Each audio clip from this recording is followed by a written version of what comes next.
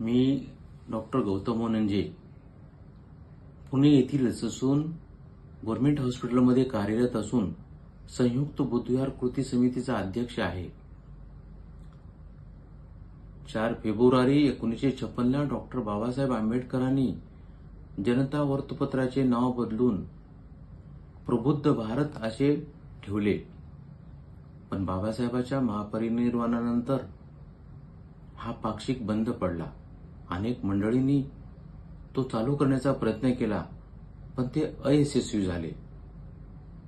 11 April 2017ला Mahatma Jyotiba फुलेंचा जयंतीनिमित्त त्या जयंतीनिमित्त औचित्य साधून श्रद्धेय बाळासाहेब आंबेडकरांनी हा प्रबुद्ध भारत पाक्षिक नव्या जोमाने उत्साहाने चालू केला.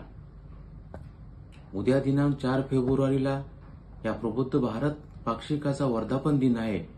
त्यानिमित्त मी स्वतः व संयुक्त बुद्धविहार कृती समितीच्या वतीने मी या वृत्तपत्रात शुभेच्छा देतो आणि वाचकांना अशी विनंती करतो की त्यांनी प्रबुद्ध भारत या पाक्षिकास प्रतिसाद द्यावा, सहकार्य करावं.